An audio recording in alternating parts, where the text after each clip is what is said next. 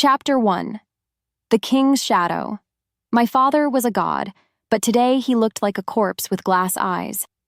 I stood at his right hand, my shoulders back and my heart heavy like a stone in my chest. The great hall of the Silver Moon Pack was cold, even with the massive hearths roaring. Below us, a low-rank wolf knelt in the dirt, trembling so hard his bones rattled. He had stolen a loaf of bread to feed a dying pup, a crime that usually meant a week in the pits. Still, the air felt different today, thick and oily like a coming storm. I glanced at my father, King Alaric, expecting to see his usual stern wisdom. Instead, his eyes were wide and milky, staring at nothing at all. What followed was a sentence that made my blood turn to ice. "Execution," my father croaked, his voice sounding like dry leaves skittering over a grave. The hall went silent, so quiet I could hear the frantic heartbeat of the man on the floor. I felt a cold sweat break out on my neck because my father never killed for bread. It didn't make sense. Beside him, High Chancellor Malphus leaned in, his smile thin and sharp like a razor blade. He whispered something into the king's ear, and my father nodded like a mindless puppet. Because I was the prince, I had to maintain order, but my soul was screaming that something was rotting from the inside out. Maybe it was fate, but my eyes drifted away from the dais and into the dark corners of the hall. That's when I saw her. Lyra. She was a rejected Omega, a girl so low in our world she was practically a ghost. Most wolves ignored her because she had no scent, a freak of nature in a world ruled by smells. Truth be told, I had always felt a pull toward her, a strange need to protect the girl the world tried to erase. In that moment, her eyes locked onto mine. She wasn't looking at me with the fear the others showed. She looked at me with deep, soul-crushing mourning. Her gaze felt like a heavy weight, pulling at the mask I wore so carefully. Why was she grieving for me when I was the one standing in power? I wanted to go to her, to ask what she saw in the shadows that I was missing. But then, Malphus cleared his throat, pulling my attention back to the brutal reality of the court. The guards dragged the screaming man away, and the heavy iron doors slammed shut with a bang that echoed like a gunshot. The tension broke, yet the unease in my gut only grew sharper. Deep down, I knew the truth was being hidden behind my father's glazed stare. I was a prince in a golden cage, and the bars were starting to close in. As the crowd dispersed, I watched Lyra slip away into the darkness, her lack of scent making her vanish like a dream. She was the only one who knew that the king's shadow was growing long enough to swallow us all. Chapter 2. The Chancellor's Gift. The weight of the day pressed down on my shoulders as I walked toward the Chancellor's private solar. I was duty-bound to keep the peace, even if the peace felt like a lie. My mind kept looping back to the king's empty eyes and the way Lyra had looked at me. It was a warning I didn't know how to read. Soon after, I reached the heavy oak doors, and Malphus was already there, waiting with a silver tray and 2 crystal glasses. He looked like the picture of a loyal servant, but his scent was too clean, too perfect, like flowers covering up a slaughterhouse. "You look stressed, Prince Valerius," Malphus murmured, his voice smooth as silk. "The king is tired, and the weight of the crown is heavy. Drink this. It is a purification wine from the southern groves." He handed me a glass, the liquid inside glowing like a melted ruby. Truth be told, I didn't want it, but I needed to play the diplomat to find out what he was hiding. I took a sip and the wine was sweet, coating my tongue in a thick floral heat. Because I trusted the traditions of my pack, I drained the glass, hoping it would dull the sharp edges of my anxiety. Moments later, a strange heat began to crawl under my skin. It wasn't the warmth of wine. It was a buzzing, stinging sensation that made my bones feel like they were vibrating. I tried to stand, but my legs felt like lead, heavy and unresponsive. My vision began to blur, the edges of the room fraying into dark, jagged shadows. To make things worse, the Chancellor didn't reach out to help me. Instead, he stepped back, crossing his arms as a dark, predatory light flared in his eyes. "The king needs a traitor to blame for the coming darkness," Malthus whispered, and his voice sounded like it was coming from the bottom of a well. And who better than the son he loves the most? I tried to growl, to shift into my wolf and tear his throat out, but my beast was silent, trapped behind a wall of glass. My heart hammered against my ribs like a trapped bird, and the air in the room thickened until I couldn't breathe. I stumbled toward the door, my hand shaking as I reached for the handle. Despite that, I didn't make it. I caught my reflection in the silver tray on the table as I fell to my knees. Malthus was standing over me, his face twisted into a mask of pure, triumphant evil. He was smiling, a cold and hollow expression that promised nothing but pain. The world tilted on its axis, and the last thing I saw before the darkness took me was the Chancellor's hand reaching down to close my eyes. I was the Prince of the Silver Moon, but I was falling into a night that had no end. Chapter 3. The accusation darkness shattered as I was dragged into my father's private chambers. My head was spinning, and the purification wine felt like liquid fire in my veins. 2 guards held me up because I couldn't find my feet, their grips bruising my arms. The room was dim, lit only by a few flickering candles that cast long dancing shadows on the walls. In the center of the room stood my father, his face a mask of cold fury. He wasn't the glazed puppet from the hall. He was a monster, and he was looking at me like I was something he found on the bottom of his boot. "Explain this, Valerius!" the king roared, throwing a bundle of scrolls at my feet. I looked down, my eyes struggling to focus on the parchment. They were letters, stamped with my personal seal, detailing a pact to sell our borders to the rival Shadow Fang pack. It was a lie, a perfect, calculated frame job. Not only that, but the scrolls even mentioned a plan to assassinate the king during the next lunar eclipse. My voice trembled as I tried to speak, my tongue feeling thick and useless in my mouth. "Father, this isn't mine." What followed was a backhand that sent me sprawling across the stone floor. The iron ring on my father's hand cut my lip, and the copper taste of blood filled my mouth. "I gave you everything," he screamed, his voice breaking with a madness I couldn't understand. "And you trade my life for a bigger throne?" I looked up at him, my chest aching with a pain that had nothing to do with the blow. Deep down, I knew the truth wouldn't matter here. Malthus had whispered his poison too deep into the king's ears. "Father, look at me," I cried out, reaching for him with a hand that shook. "Look into my eyes and tell me you see a traitor." For a second, just one heartbeat, the madness in his eyes flickered, and I saw the man who had taught me to hunt. But then, Malthus stepped out from the shadows behind the throne, his hand resting on the king's shoulder. The tension broke as the king's face hardened back into stone. He turned his back on me, a gesture of finality that felt worse than a death sentence. As if fate demanded it, the guards seized me again, harder this time. They stripped the royal crest from my tunic, the fabric ripping with a sound that felt like my heart tearing in two. I was being disarmed, disgraced, and discarded by the only man I had ever truly loved. As they hauled me toward the dungeons, I looked back one last time. My father was a shadow in the corner, and the Chancellor was the one wearing the invisible crown. My world had ended in the span of a breath, and the silence that followed was the loudest thing I had ever heard. Chapter 4. The Midnight Sentence.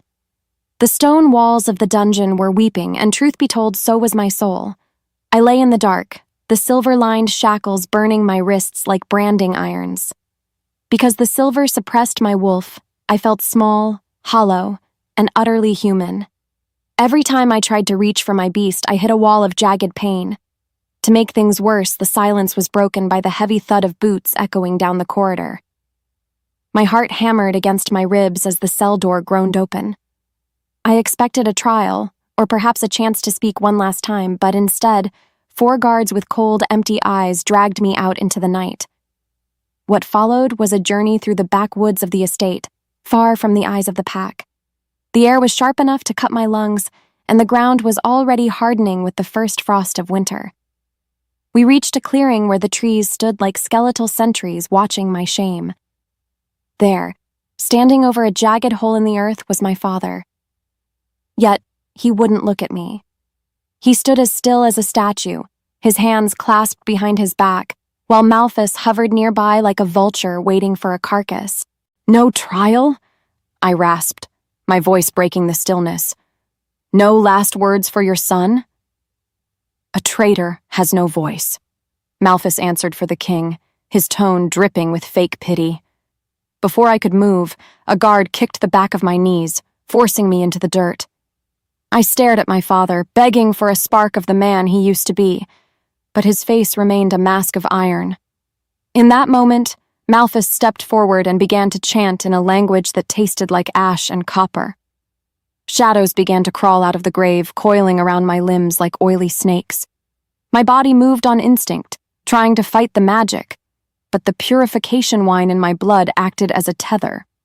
As if pulled by a string, I felt my consciousness beginning to slip away into a heavy, artificial sleep. It wasn't death, but something colder, a magical trance designed to make my heart beat so slowly that even a healer would find no pulse. I looked at the king one last time, my eyes stinging with tears I refused to let fall.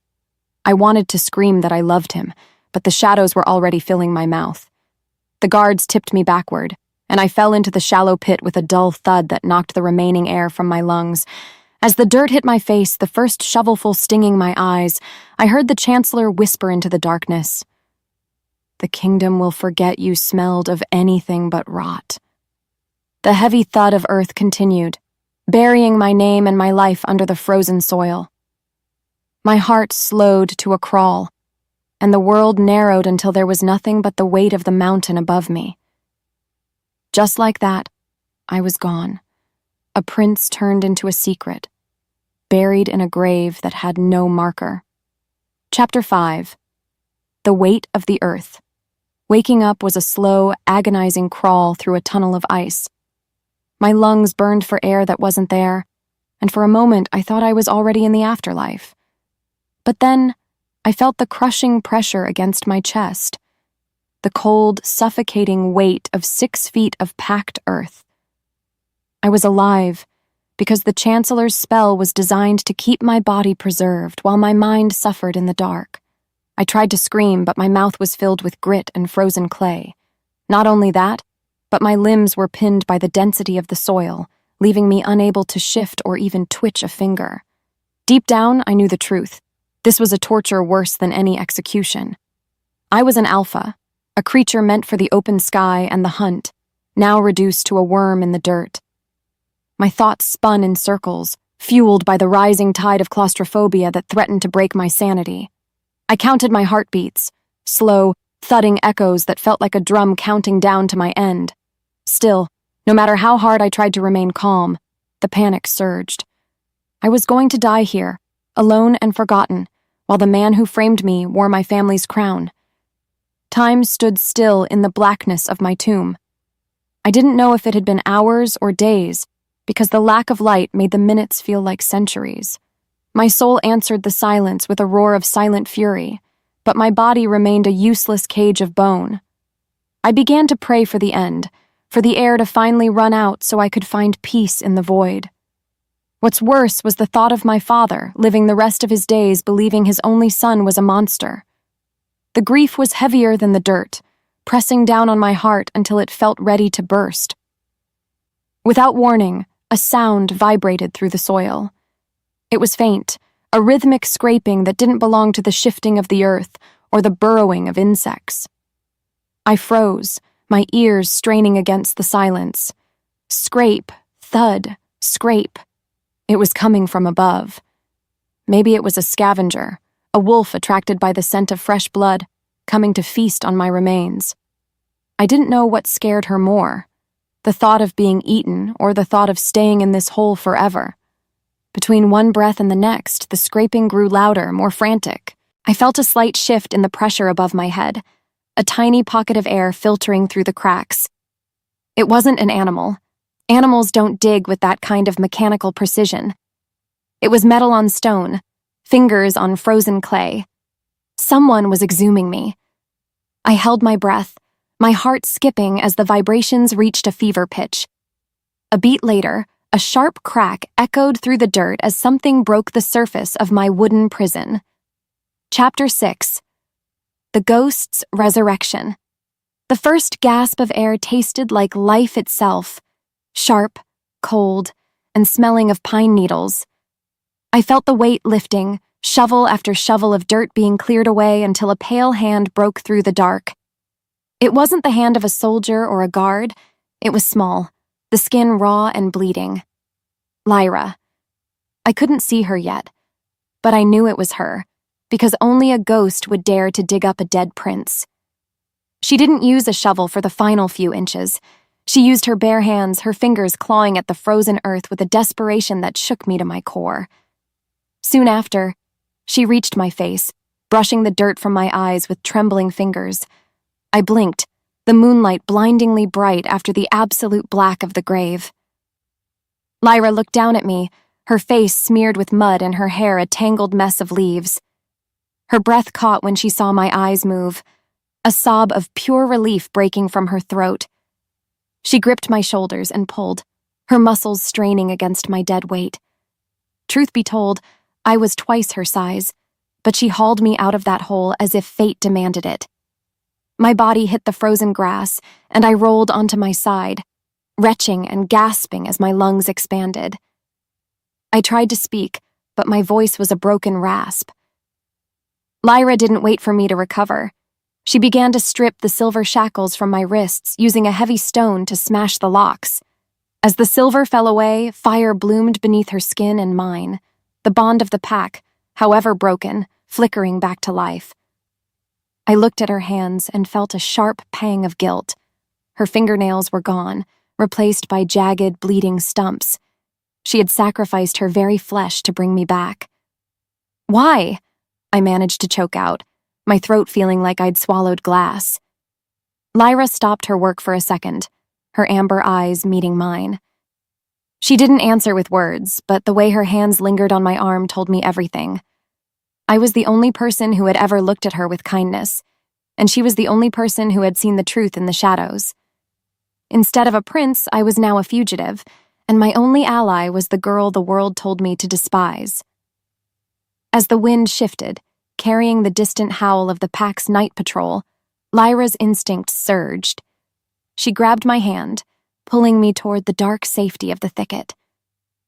"We have to go," she whispered, her voice trembling but steady. "Malphus will return to check the grave by morning." I looked back at the open pit, the place where Prince Valerius was supposed to rot forever. Beneath the moonlight, I made a silent vow to the man I used to be. I was no longer a king's son. I was a ghost, and I was going to make the Chancellor regret the day he forgot that ghosts can bite. Next, we disappeared into the trees, leaving the empty grave behind as a silent witness to our escape. I followed the scentless girl into the unknown, because she was the only light left in a world gone dark. Chapter 7. The Mud and the Meat. The forest was a cathedral of ice, and I was a beggar crawling through its aisles. We had been moving for hours, or maybe it was days. Time had become a blur of stinging snow and the rhythmic thud of Lyra's boots in the slush. Because the lunar blight was still a toxic sludge in my veins, my legs buckled every 100 yards. I was a prince of the silver moon, a warrior who had taken down feral bears, yet here I was, leaning my entire weight on an omega who barely reached my shoulder. Still, Lyra didn't complain. She just kept moving, her small frame an anchor in the swirling white void of the frozen barrens. Eventually, we found a hollowed-out ancient cedar, its interior smelling of rot and damp earth. Lyra shoved me inside the narrow space, and I collapsed into the mulch like a felled tree. My heart skipped a beat when she disappeared back into the storm, leaving me alone with the whistling wind. I thought she had finally realized I was a lost cause, but soon after, she returned with a handful of raw, grayish meat and a cluster of bitter roots. She didn't say a word as she handed them to me. Truth be told, the sight of the bloody scraps made my stomach churn, but the predatory hunger of my wolf was screaming for fuel. "Eat," she whispered, her voice like the rustle of dry leaves. I tore into the meat with a desperation that felt primal. the iron-rich blood staining my chin. It was humiliating, a far cry from the roasted venison and spiced wine of the palace. Rather than looking away, Lyra watched me with those steady, mourning eyes, as if she were seeing the man beneath the filth. In the span of a breath, I realized that my royal training had prepared me to lead an army, but it hadn't taught me how to survive as a dog. As the silence roared between us, I reached out to touch her hand, but she flinched. She looked at her scarred, nailless fingers and tucked them into her rags. "I don't smell you," I rasped, the words feeling like sandpaper in my throat. I had spent my whole life navigating the world by the sense of others, fear, lust, anger. But with her, there was only a void. It was like staring into a mirror and seeing no reflection. "No one does," she responded, her gaze dropping to the floor of the log. "That's why we're alive." Her body moved on instinct as she huddled at the entrance, her eyes scanning the dark for any sign of the Chancellor's hunters. She didn't know what scared her more, the monsters in the woods or the prince in her care. But she stayed. I closed my eyes, the raw meat sitting heavy in my gut, and for the first time, I felt the true weight of my rejected savior. Chapter 8. The First Sentry. The world narrowed to the scent of pine and the distant, terrifying sound of a horn. We were moving along the ridge of the Black Crags when a patrol of Silver Moon sentries appeared in the valley below. My chest ached as I recognized the blue and silver tabards of my own guard, men I had trained and bled with. Instead of a warm greeting, they carried silver-tipped spears meant for killing monsters. Without thinking, I shifted my weight, and a loose stone skittered down the slope with a noise that sounded like a thunderclap in the quiet air. "Movement!" a voice barked from below. It was Kale, my father's most loyal tracker. My heart hammered against my ribs, and my alpha scent flared with a sudden, uncontrollable spike of terror. Because my magic was broken, I couldn't mask my presence. My smell was like a beacon in the cold, crisp air. Moments later, the sound of paws hitting the snow grew closer as a massive gray wolf began to climb the ridge toward our hiding spot. Before I could move, Lyra was on top of me, her hand clamping over my mouth and her body pressing mine into the freezing mud. She didn't hesitate. She grabbed a handful of stinking, stagnant swamp mud and smeared it across my throat and chest, masking my royal scent with the smell of decay. Still, the wolf was only yards away, its golden eyes scanning the brush. I held my breath, the space between us burning with a tension so thick I could taste it. Lyra stayed perfectly still, her lack of scent acting as a cloak that wrapped around both of us. The sentry sniffed the air, his snout twitching right next to the bush where we lay, but he found nothing but the rot of the swamp. As the wind shifted, the wolf let out a huff of frustration and turned back toward the valley floor. "Nothing but a stag!" Kale shouted from below, and the patrol began to move off into the distance. The tension broke, leaving me shaking and covered in filth. Lyra didn't pull away immediately. Our eyes locked, and for a second, the world tilted. I saw the fire in her soul, a quiet strength that made my royal pride look like tinsel. Deep down, she knew the truth before I did. My power was a liability now. She was the one with the real weapon, the ability to be a ghost in a world that never stopped watching. I looked at her, truly looked at her, and realized my life was entirely in her hands. "You're a cloak," I whispered, my voice thick with a new kind of respect. She didn't smile, but as she helped me to my feet, her touch was a little less hesitant. Chapter 9. The Broken Shift. The moon was a sliver of bone in the sky when I decided I couldn't be a burden any longer. We were miles deep into the barrens, and we needed food that wasn't raw scraps or frozen berries. I walked to a clearing, my instincts surging as I tried to call upon the wolf that lived in my marrow. I needed to shift, to hunt, to be the alpha again. As her wolf stirred in sympathy, Lyra watched from the tree line, her expression unreadable. I closed my eyes and pushed against the wall in my mind, demanding my beast to break through the Chancellor's poison. What followed was not a transformation, but a massacre of my own nerves. A growl rose in my throat, but it turned into a scream of agony as the lunar blight reacted to the shift. It felt like my bones were being ground into glass, and my blood was being replaced with boiling lead. Instead of fur and claws, dark purple veins began to bulge under my skin, pulsing with a sick, rhythmic light. My heart skipped, then raced out of control, and I fell to the snow as a violent seizure took hold of my limbs. Between one breath and the next, I was on the ground, my body arching in a spasm that felt like it would snap my spine. Lyra was at my side in an instant, her voice trembling as she called my name. "Valerius, stop! Don't fight it!" She pinned my shoulders to the earth, her strength surprising me as she held me down. The world was a blur of white and purple, the pain so intense I felt my soul trying to leave my body. To make things worse, the more I fought to be a wolf, the deeper the poison sank its teeth into my heart. Eventually, the spasm passed, leaving me limp and gasping in the red-stained snow. My chest ached with every breath, and I realized with a crushing finality that my magic was gone. I was a man trapped in a broken body, a shifter who could no longer shift. As fire bloomed beneath her skin, Lyra pulled a bone needle and a spool of sinew from her pouch. She didn't ask for permission. She began to stitch the jagged tears in my skin where the pressure of the failed shift had caused my flesh to split. As the silence stretched, I watched her work with the precision of a surgeon and the heart of a saint. She was stitching a prince back together, one agonizing pull at a time.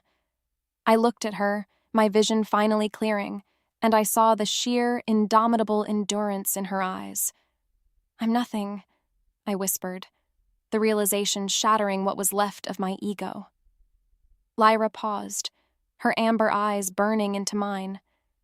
"You're alive," she corrected, her voice firm. "And that's more than Malphus intended." Next, she tied the final knot and helped me lean against a tree, her presence the only thing keeping the darkness at bay. I was no longer an alpha, but as I watched her clean her needle, I knew I was something else. I was a survivor. Chapter 10. The Dead Messenger.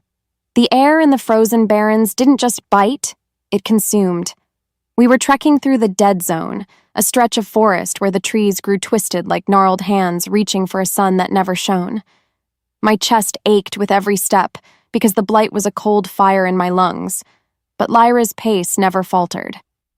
Suddenly, the wind shifted, bringing with it a scent that even my stunted senses couldn't miss, the copper tang of fresh blood and the sulphurous stench of rot. Before I could move, Lyra dropped into a crouch, her body disappearing into the white-on-gray landscape. What followed was a sight that made my stomach turn to lead. In a small clearing, 3 silver moon scouts lay scattered like broken dolls, their blue tabards shredded. These weren't victims of a rival pack. Their bodies were covered in jagged, purple-black protrusions that pulsed with a sickly light. Still, it was the messenger in the center that held my gaze. He was clutching a leather cylinder, his eyes wide and milky, the same glass eyes my father had in the Great Hall. "Lunar Blight," I whispered, the name tasting like ash in my mouth. Soon after, Lyra crawled toward the corpse, her movements as silent as falling snow. She pried the cylinder from the dead man's frozen grip and handed it to me without a word. Truth be told, my hands shook as I unrolled the parchment. It was a decree from Malphus, declaring the king ailing, and announcing a kingdom-wide harvest of corrupted wolves for a cleansing ritual. Not only that, but the map attached showed the blight spreading from the capital like a black stain. As the silence roared, I realized the horrifying truth. Malphus wasn't just usurping a throne. He was feeding the pack to a nightmare. He was using the blight to turn our people into mindless batteries for his own immortality. "He's killing the world," I rasped, the paper crinkling in my grip. Lyra looked at the dead scouts, then back at me, her morning eyes now flickering with a cold, sharp rage. As her wolf stirred, she pointed toward the horizon where the towers of the capital pierced the clouds. Maybe it was fate, but the messenger's glassy stare seemed to follow me. I wasn't just a fugitive anymore. I was the only witness to a genocide. To make things worse, the scroll ended with a new bounty, a hunt for the prince's ghost. Beneath the moonlight, The stakes had changed from survival to salvation. I looked at Lyra, her scentless presence the only thing keeping us from being added to the pile of corpses. And I knew we couldn't keep running away. Chapter 11. The Midpoint Shift. The Mirror Lake. We reached the Mirror Lake just as the sun began to bleed across the sky. It was a sacred place, a pool of water so still it looked like a sheet of obsidian dropped into the ice. Because I needed to wash the swamp mud from my skin, I stripped to the waist and stepped toward the water's edge. What's worse than the cold was the reflection staring back at me. I saw a man with hollow cheeks, scarred shoulders, and the dark veins of the blight creeping up his neck. I looked like a beggar, a ghost, a thing to be pitied. On the other hand, Lyra stood on a rock above me, the wind whipping her hair into a dark halo. She was covered in dirt and blood, her hands still raw, yet she looked like a goddess of the hunt. In the span of a breath, the hierarchy I had believed in my whole life shattered. I had been a prince who thought he was beneath himself to even speak to an Omega, but now I was the one who was empty. I was the one who was broken. "I spent 20 years looking over your head," I said, my voice barely a whisper across the water. Truth be told, the guilt felt heavier than the blight. I remembered the cloak I'd given her, thinking it was a grand gesture of charity, never realizing she was the one with the soul of a king. As if pulled by a string, I walked toward her, my bare feet crunching on the frost. I didn't see a rejected Omega anymore. I saw the only person who had ever truly seen me. In that moment, I confessed everything: the arrogance of my rank, the silence of my privilege, and the shame of my father's fall. As the silence stretched, Lyra didn't pull away. Rather than judging me, she stepped down from the rock until we were inches apart. The space between us burned with a heat that had nothing to do with the sun. Her hand, still missing its nails, reached out and touched the blight veins on my chest. Her touch was gentle, so warm, and it sent a jolt of electricity through my heart that made my wolf howl for the first time in weeks. Between one breath and the next, I realized I was falling for the one girl I was taught to ignore. It wasn't just gratitude. It was an undeniable chemistry, a bond that pulsed deeper than any fated mate bond could ever reach. She was my anchor, my ghost, my heart. Her name hung in the air, unspoken but felt, clear as day. I didn't want my old life back. I wanted a life that was worthy of the woman standing in the mud with me. Chapter 12. The Scent of the Hounds. The peace of the lake was a lie that lasted only minutes. As fire bloomed beneath her skin, Lyra's head snapped toward the tree line. She didn't have to say a word. I felt the vibration in the earth, the heavy rhythmic thud of paws that were too large to be natural. Malphus had released the lunar hounds. These weren't wolves. They were blighted monstrosities, stitched together by blood magic to track the one thing Lyra couldn't hide: my blood. "They're here," she whispered, her voice trembling as she grabbed her bone-handled knife. Moments later, the first of them burst through the brush. It was a nightmare of matted black fur and glowing violet eyes, its jaw unhinged to reveal rows of silver teeth. Because my magic was broken, I couldn't shift to meet it, so I grabbed a jagged branch and stood in front of Lyra. But then, she moved. She didn't run. She lunged, a blur of fury and instinct. She used her lack of scent to weave through the shadows, striking at the beast's flank before it even knew she was there. Even so, there were more coming. The air thickened with the smell of ozone and death as 3 more hounds circled the clearing. I fought with the desperation of a cornered animal, swinging my makeshift club, but the blight in my veins flared, making my vision go white with pain. To make things worse, a hound lunged for my throat, its silver teeth snapping inches from my jugular. Lyra threw herself between us, her small blade sinking into the creature's eye, but its claws tore a deep red furrow across her shoulder. "They track the blood," I gasped, pulling her back as the red stains spread across her tunic. I looked at her unhealed hands, then at the blood dripping from her shoulder. "They track my blood," I corrected, realizing that my presence was a death sentence for her. Not only that, but the hounds were baying in the distance, a chorus of screams that promised a slow end. In that moment, I knew we could no longer stay in the Barrens. We had to move toward the capital, into the mouth of the lion, or we would die in the snow. As the sky darkened, Lyra gripped my hand, her pulse racing against my palm. We were being hunted by things that didn't need a nose to find us. Her world tilted, and so did mine, as we turned our backs on the sacred lake and ran toward the heart of the storm. Shadows danced between us, and for the first time I wasn't just running for my life, I was running to protect the only soul that mattered. Chapter 13. The Ice Storm Pact. The blizzard didn't just howl, it screamed like 1,000 dying banshees. We were trapped in a jagged crevice halfway up the Iron Peaks, the stone walls sweating cold moisture that turned to ice against our skin. Because the wind was strong enough to peel the skin from our bones, we had to huddle in the very back where the air was thin and smelled of wet rock. My chest ached with every shallow breath, the dark purple veins of the blight pulsing in time with the thudding of my heart. I looked at Lyra, her face pale and her lips tinged with blue, and a cold weight settled in my chest. What followed was a silence so heavy, it felt like the mountain was sitting on us. I knew the truth. The blight wasn't just killing me. It was changing me into one of those mindless, glass-eyed monsters. I reached out, my fingers trembling as I touched the raw wound on Lyra's shoulder where the hound had clawed her. "It's getting worse," I rasped, my voice barely a thread in the roaring wind. "If the darkness takes my mind, Lyra, you have to end it." Truth be told, she looked like she wanted to argue, but the reality was written in the black veins crawling up my neck. As if fate demanded it, I pulled her bone-handled knife from her belt and pressed the hilt into her hand. "I'm serious," I whispered, my gaze locking onto hers. "I won't become a puppet for Malthus. I won't hurt you." In that moment, something shifted between us, a crack in the ice of our fear that let a desperate, burning heat through. Her body moved on instinct as she leaned forward, her forehead resting against mine.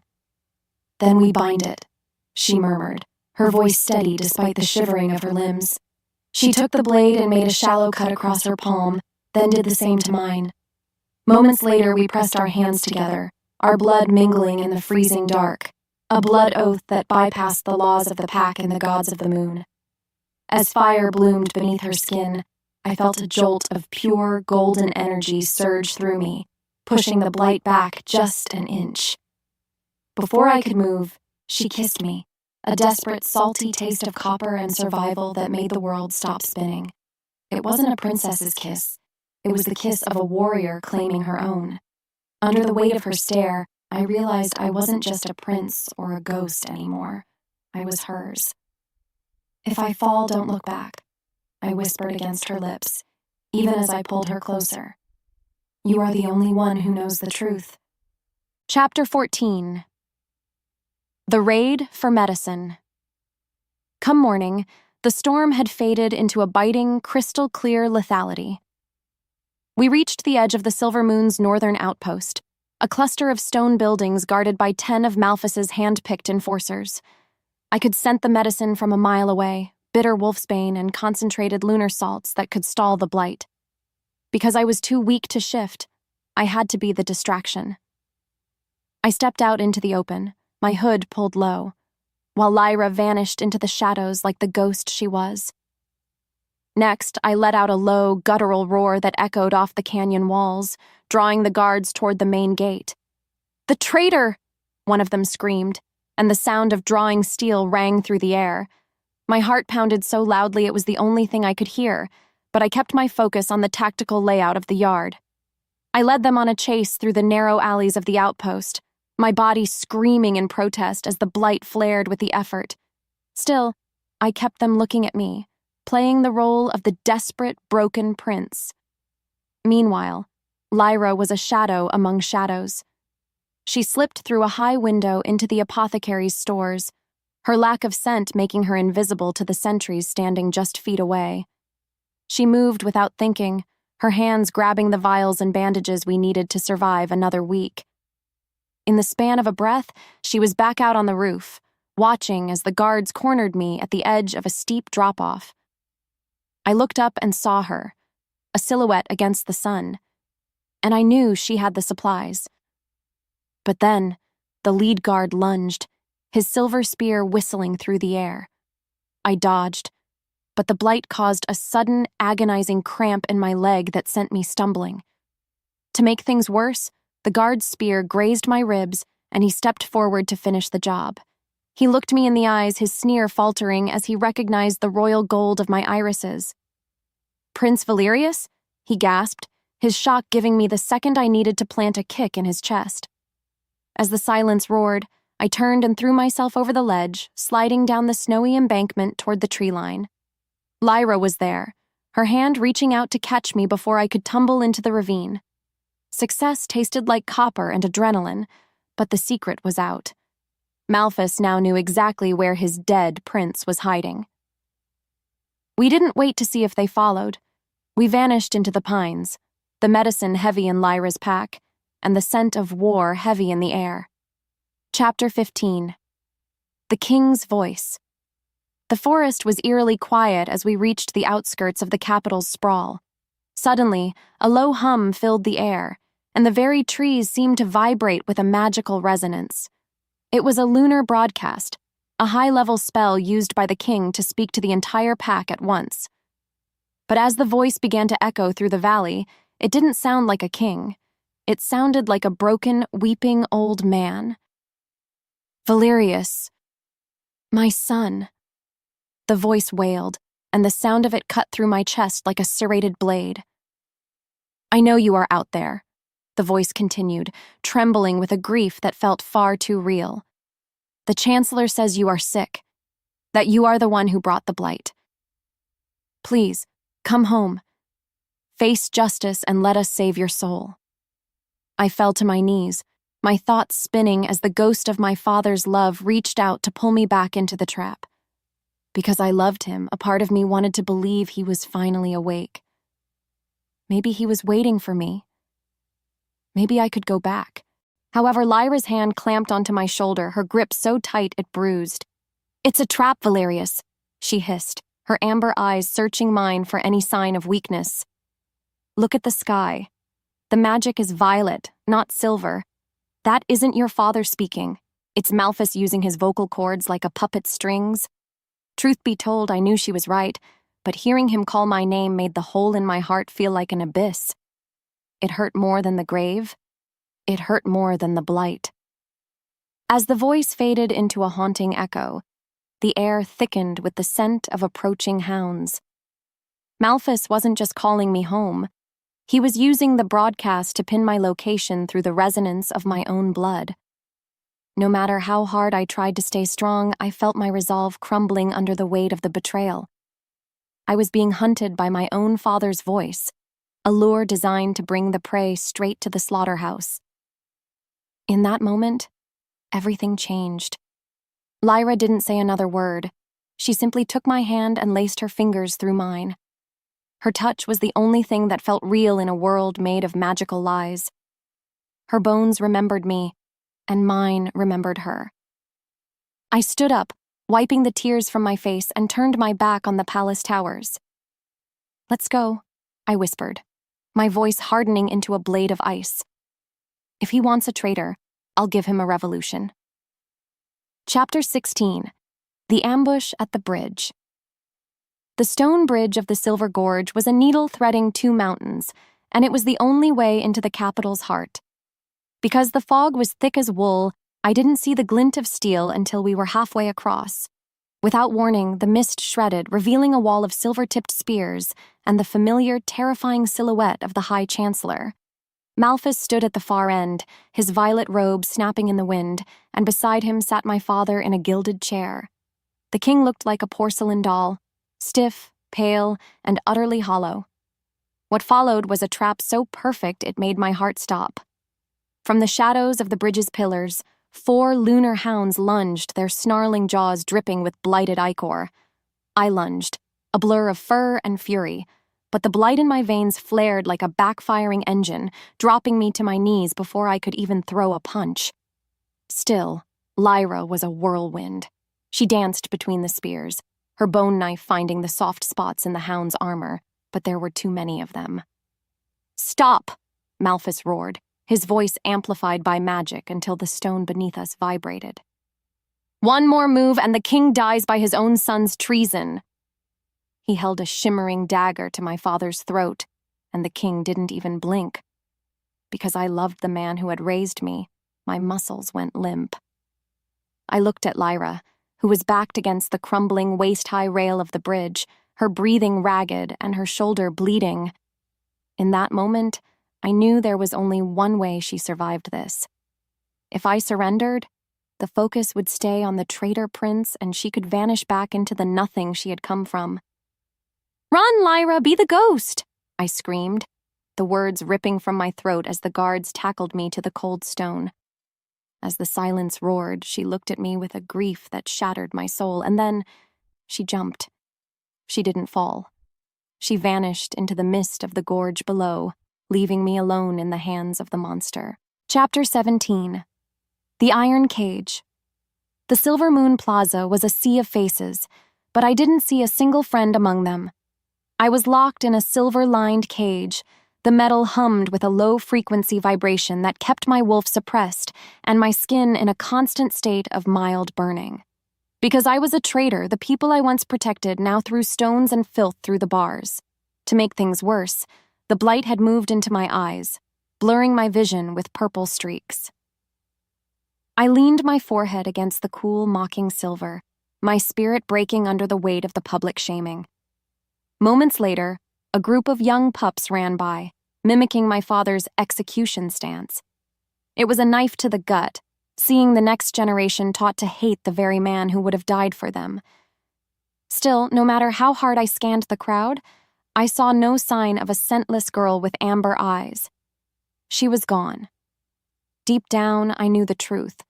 She had to save herself. I was a broken prince in a cage, a relic of a fallen house, and there was no reason for an Omega to risk her life for a corpse.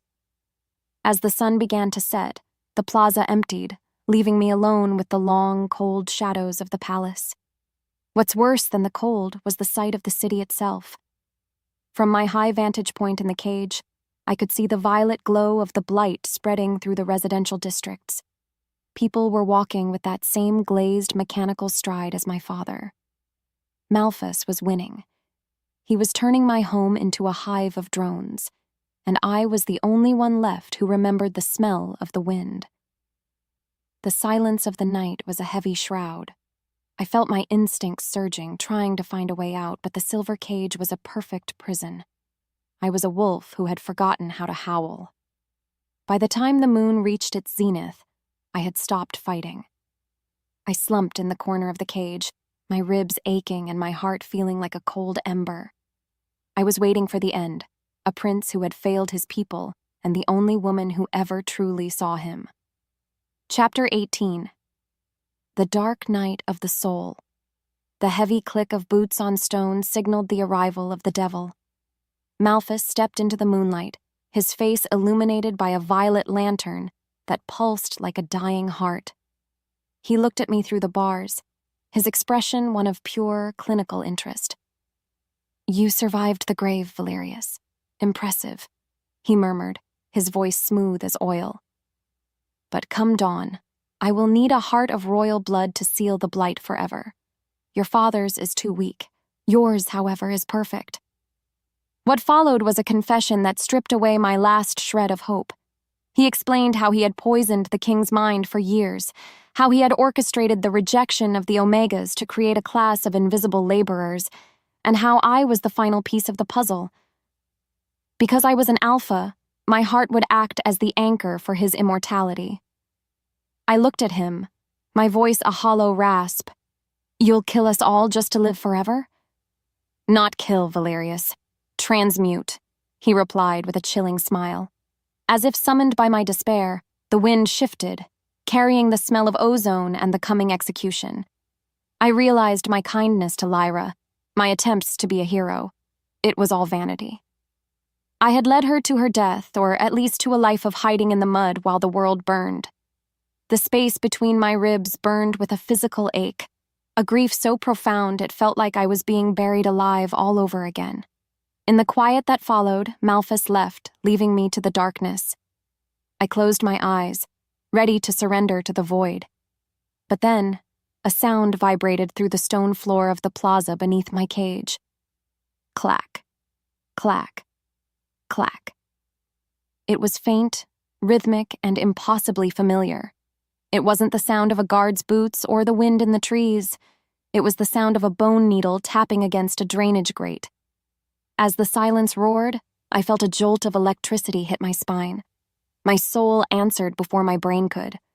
She was there. She was beneath the feet of the enemy, moving through the shadows where no one looked. Lyra hadn't run. She had gone underground. My world tilted back onto its axis as I realized the nothing girl was about to pull off the greatest heist in history. I didn't blink. I didn't breathe. I simply waited for the ghost to speak. Chapter 19. The Whisper in the Grate. The moon was a cold, indifferent eye watching my cage, but the rhythmic clack-clack beneath me was the heartbeat of a revolution. I pressed my ear to the freezing silver floor, ignoring the way the metal hummed against my skin. Because I was supposed to be broken, I kept my body slumped, a perfect mask of defeat for the sentries on the perimeter.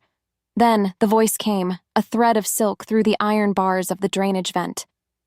"Valerius, don't look down." What followed was a jolt of hope so sharp it felt like a physical blow. Lyra was alive. She wasn't just hiding. She was moving through the ancient, forgotten veins of the city. "The rejected are with me," she whispered, her voice vibrating with a new, dangerous authority. "We've seen the blight in the slums. They know you were framed.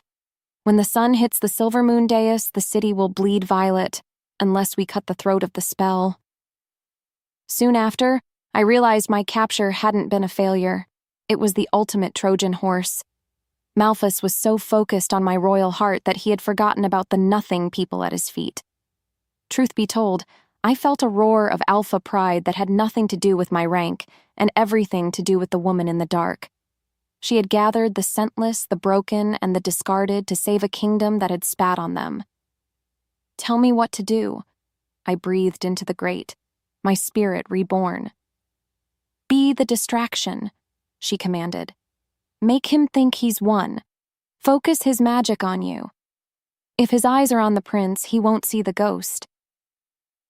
As the silence stretched, I felt her move away, her presence vanishing into the labyrinth below. She didn't know what scared her more, the risk of the plan or the thought of losing me, but she didn't hesitate. In that moment, I wasn't just a prisoner. I was a weapon, being unsheathed. Chapter 20. The Tactical Shadow. As the sky turned a bruised purple before the dawn, the guards arrived to move my cage toward the silver moon dais. I didn't fight them.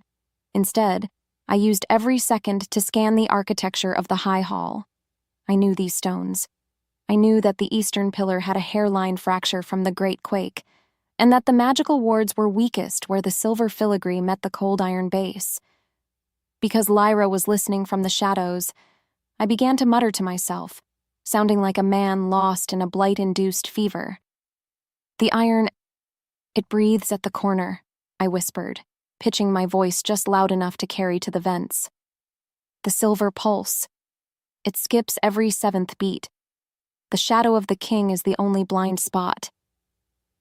I was feeding her the tactical blueprint of Malphus's demise. To make things worse, the Chancellor himself appeared, his violet robes glowing with stolen power. He mocked my madness, never realizing that my rambling was a map to his grave. Next, they dragged me from the cage, my legs shaking as the silver suppression was replaced by the crushing weight of Malphus's personal binding spells. I was led to the center of the dais, where the king sat on his throne like a hollowed-out tree. Still, no matter how hard Malphus tightened the magical noose, I kept my eyes on the shadows. I saw a flicker of movement, a glint of a bone-handled knife in the darkness of the rafters. The world is ending, Valerius. Malphus sneered, stepping toward me with a ritual dagger that hummed with a sick violet light. And you are the fuel for its new beginning. Rather than fearing him, I felt a cold, sharp focus. I was the bait, and the trap was about to spring. I looked at my father, seeing the ghost of the man he was, and I sent a silent message to Lyra. Now. Do it now. Chapter 21. The Walk to the Dais. The dawn broke over the capital like a funeral shroud. Thousands of wolves stood in the plaza below, their eyes glazed and their movements synchronized by the blight. I was led to the sacrificial altar, the stone cold against my bare back. My chest ached as Malphus raised the violet dagger, the air thickening with the smell of ozone and ancient, rotting magic. "Behold," he screamed to the mindless crowd. "The heart of a traitor becomes the life of the pack." What's worse than the blade was the silence of the people. They didn't even know they were watching their own execution. But then I saw them. Scattered through the crowd were figures that didn't move in sync. The scentless ones. The Omegas. They were moving through the throngs like needles through silk, getting into position. I looked at Malphus and smiled, a bloody, jagged grin that made his hand falter for a fraction of a second. "You forgot one thing, Chancellor," I rasped, the violet light reflecting in my gold eyes. As if fate demanded it, the tension broke. A single howl erupted from the back of the plaza, not a royal howl, but the raw, guttural cry of a scavenger. It was the signal. Without warning, the rejected lunged from the crowd, taking down the blighted guards with a precision Malphus never expected. In that moment, the shadow at the Chancellor's feet seemed to detach itself from the floor. Lyra rose like a wraith, her bloody, nailless hands gripping the silver blade we had stolen from the outpost. Before either could speak, the space between us burned with the proximity of our bond. Malphus turned, his eyes widening as he realized he couldn't scent the assassin at his back. He had built a world based on the strength of a smell, and he was about to be killed by the silence he had enforced. I felt my wolf roar back to life, the blight retreating as Lyra's presence acted as a catalyst. The dawn wasn't a funeral, it was a birth. I gripped my chains, my bones remembering the alpha I was born to be, and I prepared to break. Chapter 22. The Climax. The violet dagger hung in the air like a poisoned star, but the shadow at Malphus's feet had already turned into a blade. As if pulled by a string, Lyra lunged from the Chancellor's own silhouette, her movements blurring with a speed that defied the laws of the physical world. She didn't growl, she didn't scream. She simply drove her bone-handled knife into the soft meat of Malphus's thigh. "Now!" she shrieked, her voice cutting through the magical hum of the ritual like a silver bell. What followed was a symphony of breaking chains and shattering spells. Because Lyra had pre-cut the silver links of my shackles during her midnight crawl beneath the grate, I threw my weight forward with a roar of pure alpha fury. The metal snapped like dry twigs, and the lunar blight in my veins suddenly met the golden fire of my reclaimed soul. I didn't shift into a wolf. I became something more, a man fueled by the primal protective instinct of a mate. I tackled Malphus before he could plunge his ritual dagger into my father's heart, our bodies slamming into the cold stone of the dais. Still, the Chancellor was a creature of ancient, rotting power. He snarled, his eyes bleeding purple light as he tried to call the blighted crowd to tear us apart. But then, he realized the truth. The rejected were already there, their scentless bodies invisible to his magic, pinning his guards to the floor. Lyra didn't give him a second to breathe. She was on him again, her shredded fingers gripping his throat as she drove a silver spike into the center of the ritual circle. Between one breath and the next, the violet sky cracked, the dark magic draining out of the atmosphere and back into the earth. Malphus shriveled before our eyes, his stolen youth evaporating as the connection to the blight was severed. He looked at me, his mouth opening in a silent plea, but I saw only the grave he had dug for me. "You forgot the ghosts," I whispered, my voice a low, rumbling growl. With a final, decisive strike, Lyra ended him, her blade finding the heart that had never known a single beat of true loyalty. The tension broke, and the violet light died, leaving the plaza in the sudden holy silence of a new dawn. Chapter 23. The Falling Action. The world tilted back onto its axis as the glass eyes of the pack began to clear. I stumbled toward the throne, my legs shaking as the last of the blight fever left my system. My father, King Alaric, blinked, his milky stare melting away to reveal the warm amber gold I remembered from my childhood.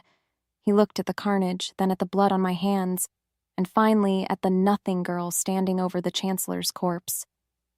"Valerius," he croaked, his voice cracking with the weight of 1,000 regrets. "What have I done?" Truth be told, a part of me wanted to roar at him, to demand why he had listened to the whispers of a devil. But then I saw the way he reached for me, not as a king, but as an old man who had lost his way in the dark. Still, I didn't go to him first.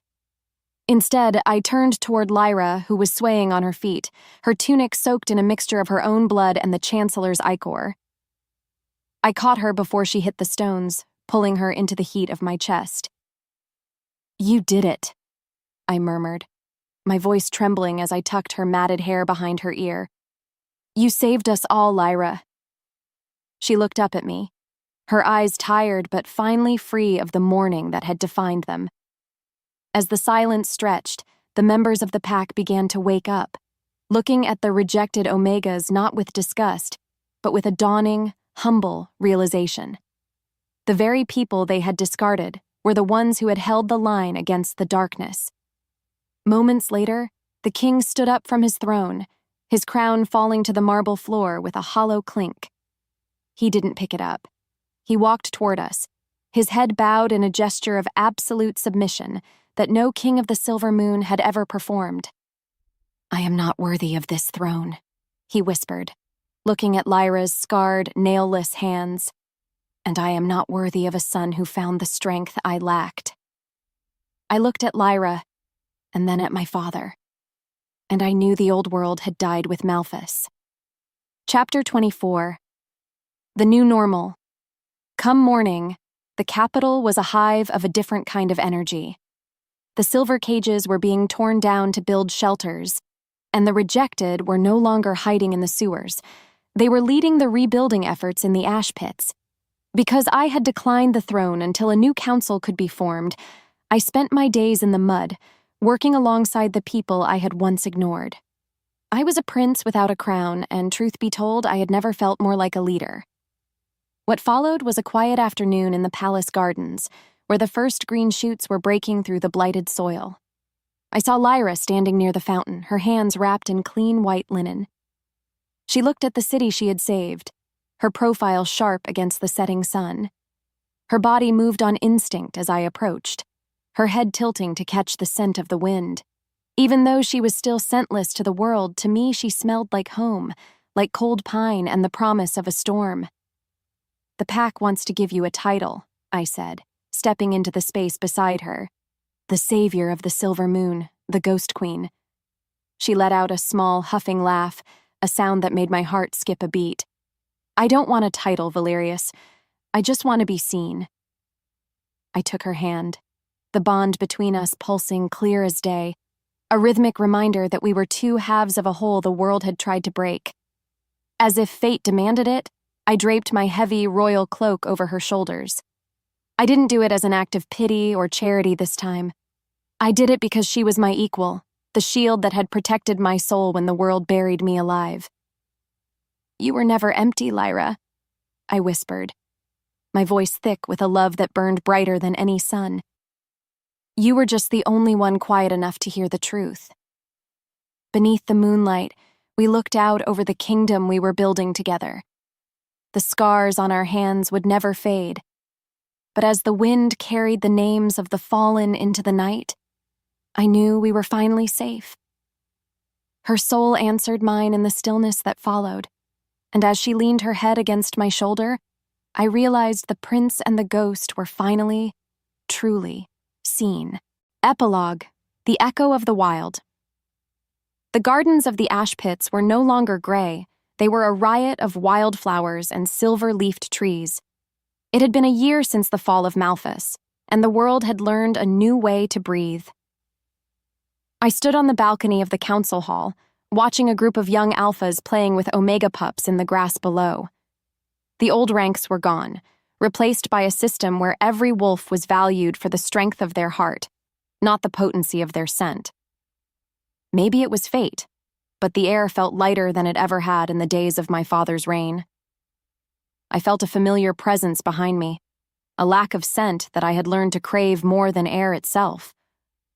Lyra stepped onto the balcony, her hands now healed, though the scars remained as silver lines of honor. She didn't need to speak. The bond pulsed between us, a steady, warm hum that reminded me of the night in the frozen log. "They're calling for you," she murmured, nodding toward the crowd below. I looked at the people. My people. And then I looked at the woman who had dug me out of the dirt. I wasn't the king they expected, and she wasn't the queen they had been taught to want. But as I took her hand and stepped toward the railing, the roar that went up from the plaza wasn't for a crown. It was for the truth.